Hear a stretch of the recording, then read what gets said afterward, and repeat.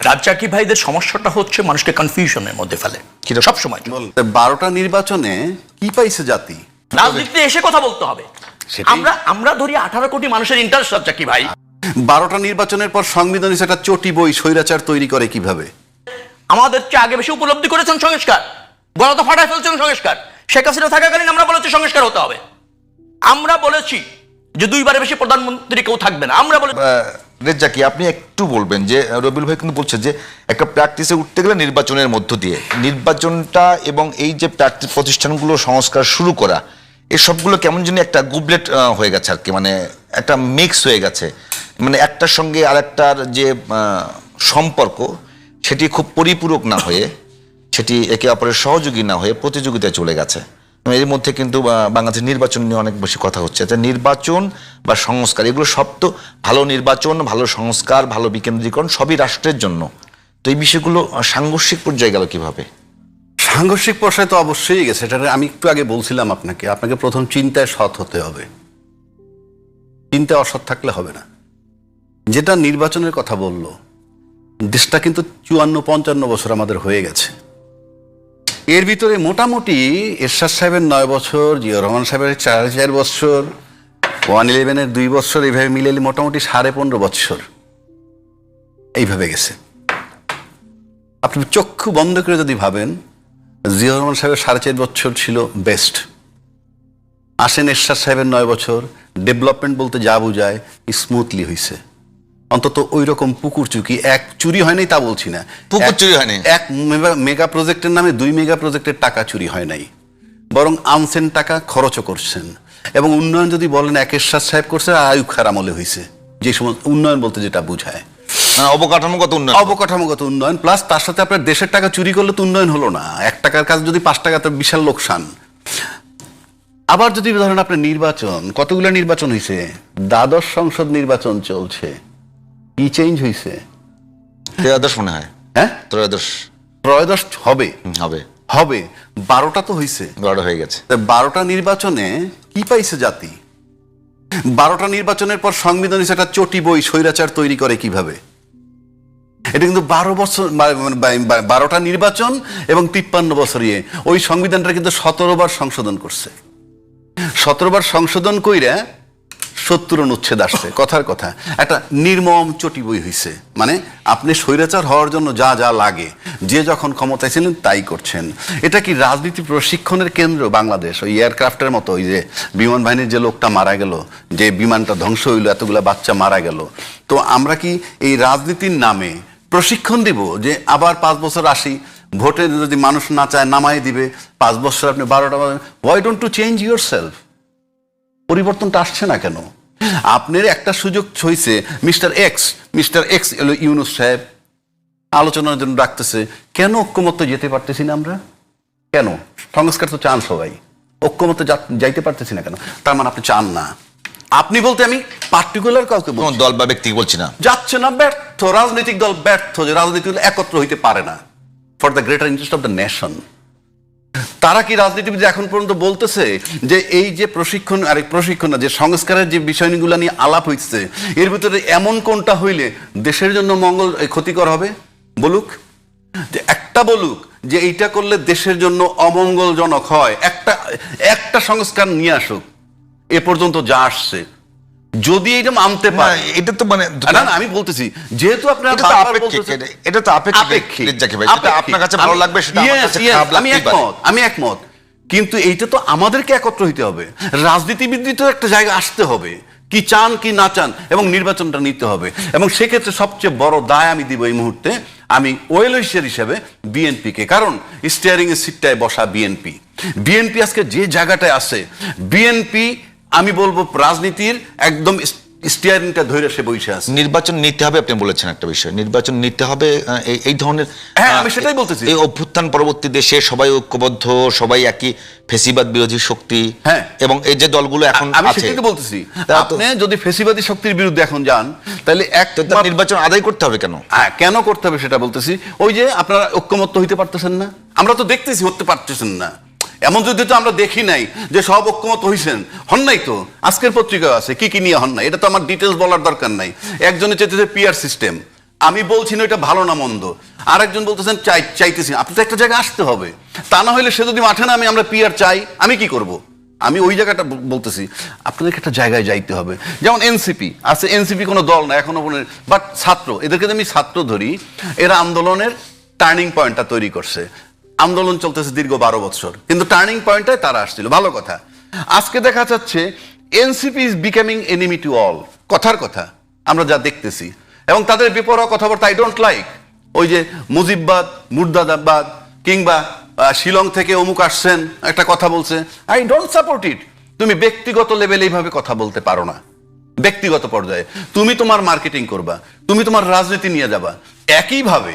একইভাবে তার মঞ্চ যদি কেউ ভেঙে দেয় সেটাও ঠিক না। তো আমার রাজনৈতিক শিষ্টাচারটা কোথায়? Where is my change? আমি আপনাকে গালি দিচ্ছি, আপনি আমার স্টেজ ভেঙে দিচ্ছেন। আমার গালি দেওয়াটা অপরাধ, আপনি স্টেজ ভাঙাটা অপরাধ, মানে কি? ঢাল নাই, তলোয়ার নেই, নিজাম সর্দার, এনসিপির কিছু নাই। এখন বলবে আমি এনসিপি সাপোর্ট করি, নো, আমার তো শিষ্টাচারই চেঞ্জ করলাম না। এখন একটা তৃতীয় ব্যক্তি বসছে, তৃতীয় ব্যক্তি বলতে আমি ইউনূস সাহেবকে বলছি। উনি বলছেন, এবং ওনার যে দায়িত্বটা শিফট করে দিছে রাজনীতিবিদদের কাছে, তারা যদি আউটসাইড ইউনূস সাহেব ঐক্যমত্যে চলে আসতে পারে, ইউনূস সাহেবের কিন্তু লাগে না। হু ইজ ইউনূস সাহেব? আমরা রাজনীতিবিদরা যদি ঐক্যমত্যে চলে আসি, এভরিথিং ইজ ওকে, নির্বাচন দিয়ে দাও। তারপর একটা কথা বলি আপনাকে, এত বড় একটা অভ্যুত্থান হইল, 1400 লোক, 2000 লোকের প্রাণ গেল, যে মায়ের বুক খালি হলো, যে তার ভাই হারাইলো, তারা বলতেছে একটাই তো কথা, ওনারাও তো বলেন দলমত নির্বিশেষে সবাই এই আন্দোলনে শরিক হয়েছে, ওনাদের লোক 427 জন মারা গেছে শুধু এই আন্দোলনে।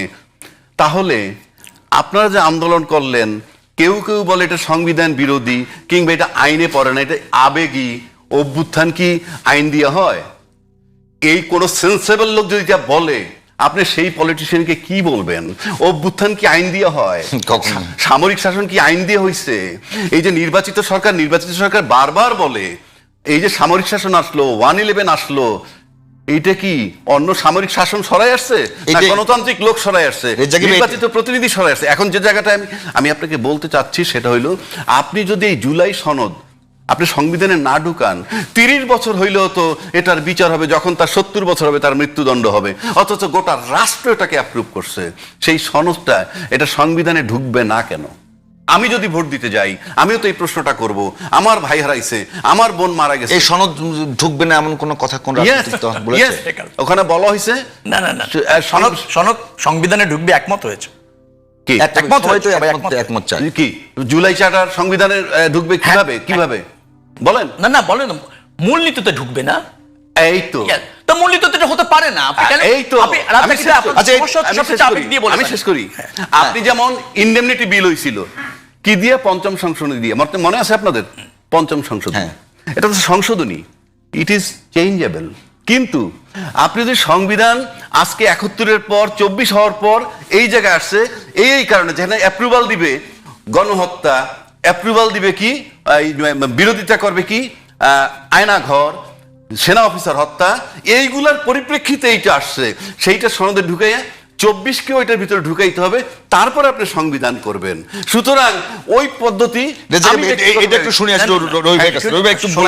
রাজ্জাকি ভাইদের সমস্যাটা হচ্ছে মানুষকে কনফিউশনের মধ্যে ফেলে সবসময়। নির্বাচিত সরকার কিছু করেনি। 2001 থেকে 2006 পর্যন্ত বিএনপি ক্ষমতায় ছিল, মাত্র 60,000 কোটি টাকার বাজেট। যমুনা সেতু হয়নি, পাকশি সেতু হয়নি, কর্ণফুলী সেতু হয়নি, ঢাকা সিলেট হাইওয়ে রোড হয়নি, ঢাকা খুলনা হাইওয়ে রোড হয়নি, প্রবৃদ্ধি 6.2 থেকে 6.9 পর্যন্ত ধারাবাহিকভাবে হয়নি 2001 থেকে 2006। এটা উন্নয়ন না? এটা টেকসই অর্থনীতি না? এরশাদ আমলে 2-4টে রাস্তা হয়েছে, অবশ্যই হয়েছে, 9 বছরে হয়েছে, একেবারে বৈধতা দিয়ে দিলেন উন্নয়ন, তখনই হয়েছে, আর কোনো সময় উন্নয়ন হয়নি। এভাবে দেখলে তো সমস্যা। সংবিধান রাষ্ট্রের দলীয় প্রয়োজনে কে ব্যবহার করেছে? বিএনপি সব সময় সংবিধানকে দেশের প্রয়োজনে ব্যবহার করেছে। পঞ্চম সংশোধনী করে বহুদলীয় গণতন্ত্র করেনি। যখন বাকশাল হয়ে গিয়েছিল, আওয়ামী লীগ বিলুপ্ত হয়ে একটি মাত্র রাজনৈতিক দল তার থেকে বেরিয়ে আসেনি বিএনপি গণতন্ত্রের স্বার্থে, দেশের স্বার্থে। দ্বাদশ সংশোধনীতে রাষ্ট্র ব্যবস্থাপনার গণতন্ত্রের সবচেয়ে উত্তম শাসন ব্যবস্থা সংসদীয় পদ্ধতি সরকার আমরা প্রতিষ্ঠিত করিনি। বিএনপি তাতে ক্ষতিগ্রস্ত হয়নি। রাষ্ট্রপতি শাসিত সরকার ব্যবস্থা থাকলে বিএনপি বেশি লাভবান হতো, কারণ শেখ হাসিনা থেকে খালেদা জিয়া অনেক জনপ্রিয় ছিল। বিএনপি সেখান থেকে বেরিয়ে এসে সংসদীয় পদ্ধতি সরকার করেছে, কারণ জনগণের প্রত্যক্ষ নির্বাচিত জনপ্রতিনিধির কাছে সরকার দায়বদ্ধ থাকতে দিয়েছে। 13 সংশোধনী করে দল নিরপেক্ষ সরকারের অধীন নির্বাচন, গণতন্ত্র এবং নির্বাচন স্বচ্ছ হয়, বিএনপি সে ব্যবস্থা করেনি। এর একটাও কি দলের স্বার্থে, না ভোটাধিকারের স্বার্থে, দেশের স্বার্থে? আওয়ামী লীগ কি করেছে? 4th সংশোধনী করে বাকশাল কায়েম করে দলের সাথে সংবিধান ব্যবহার করেছে। তারপর ধরেন এই যে 15 সংশোধনী তত্ত্বাবধায়ক সরকার বাতিল করে নিজেরা ক্ষমতায় থাকার স্বার্থে ব্যবহার করেছে। 16 সংশোধনী করেছে আওয়ামী লীগ, ইমপিচমেন্টের ক্ষমতা নিয়ে গেছে সংসদের কাছে, সুপ্রিম জুডিশিয়াল কাউন্সিল বাদ দিয়া। আওয়ামী লীগ করেছে সংবিধানকে নিজের প্রয়োজনে ব্যবহার, বিএনপি তা কখনো করেনি। রাজ্জাকিরা সাহেব ওই সময় বলে যান সংস্কার প্রয়োজন, আমাদের চেয়ে আগে বেশি উপলব্ধি করেছেন সংস্কার, গলা তো ফাটায় ফেলছেন সংস্কার। শেখ হাসিনা থাকাকালীন আমরা বলেছি সংস্কার হতে হবে। আমরা বলেছি যে 2 বারের বেশি প্রধানমন্ত্রী কেউ থাকবে না। আমরা বলেছি রাষ্ট্রপতি এবং প্রধানমন্ত্রীর ক্ষমতার ভারসাম্য করতে হবে। আমরা বলেছি 70 অনুচ্ছেদ আমরা পরিবর্তন করবো, করেছিলাম। তা আমরা আগেই উপলব্ধি করেছি, হাসিবাদ থাকার সময় থেকে উপলব্ধি করেছি রাজ্জাকি ভাই। এখন সংস্কার আপনি বলছেন, সংস্কারের প্রস্তাবনা যদি এরকম হয়, ছোট্ট একটা দল করেছি, ভোট পাবো না, ও দরকার নেই, প্লিজ ভোট পাবো না, কিন্তু ক্ষমতার অংশটা হতে চাই। যার একদিন, যে দলের একজন মেম্বার অফ পার্লামেন্ট একদিন সংসদে যায়নি জনগণের ভোটে নির্বাচিত হয়ে, একদিন রাষ্ট্র পরিচালনার ক্ষমতা নেই, একদিন রাজনীতির ক্ষমতা নেই, তাদের কাছে যখন আপনি সংস্কারের ওই ব্যক্তি গোষ্ঠীর ভাবনার কল্পনা সংস্কার হিসেবে চাপিয়ে দিলে সেটা কতটুকু যৌক্তিকর সে ভাবার বিষয় বিএনপি রয়েছে। কারণ বিএনপি বারবার রাষ্ট্র ব্যবস্থাপনায় অভিজ্ঞ রাজনৈতিক দল, জনপ্রিয় রাজনৈতিক দল, বারবার নির্বাচিত হওয়া রাজনৈতিক দল, তার দায়িত্ব রয়েছে, দায়বদ্ধতা রয়েছে জনগণের কাছে। শুধুমাত্র ব্যক্তি রাজ্জাকির সমালোচনাটাকে আমরা আমলে নেই, পরিবর্তন হতে চাই, কিন্তু সেটা আমাদের জন্য শিরোধার্য না। রাজনীতিতে এসে কথা বলতে হবে।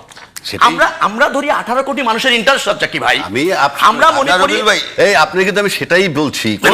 এই যে জুলাই সনদ, প্লিজ টাইম শেষ, না জুলাই সনদ আমরা মতামত দিয়েছি আরো 3 মাস আগে, সরকার এখনো করছে না, দায় কার? না কি মতামত, সেটা নিয়ে কথা। তারপরে মতামত আমরা বলেছি যে দ্রুততম সময়ের মধ্যে দাও। সংবিধানে প্রথমে চিন্তা ছিল এটা রাখা যাবে না, পরবর্তীতে আমরা মনে করেছি যে একটা গণঅভ্যুত্থান সেটা সংবিধানের যে জায়গায় থাকলে এই জাতির অর্জন হয়, যারা গণঅভ্যুত্থানের সাথে জড়িত তাদের স্বীকৃতি নিশ্চিত হয় এবং ধরেন তাদের নিরাপত্তা নিশ্চিত হয়, সেটা বিবেচনা করে গণঅভ্যুত্থানে তো আমাদের চেয়ে বেশি সাফার আর কেউ না। শেখ হাসিনার সাফারে আমার মতো একজন ব্যক্তি রবি, রাজ্জাকি ভাই আমার মতো একজন ব্যক্তি রবি, ছোট্ট একটা মাঠ পর্যায়ের নেতা, 193টা মামলা, 97 দিন রিমান্ড কেটেছি। তারপরেও আপনারা শোনেন, দ্বিধা করতেছেন। শোনেন, 97 দিন রিমান্ড কেটেছি, 9 বার গ্রেফতার হচ্ছে, 4 বছর 3 মাস 9 বারে জেলে থেকেছি, 3 দিন ঘুম থেকেছি। শোনেন, আমাদের চেয়ে এই সাফার আর কেউ না।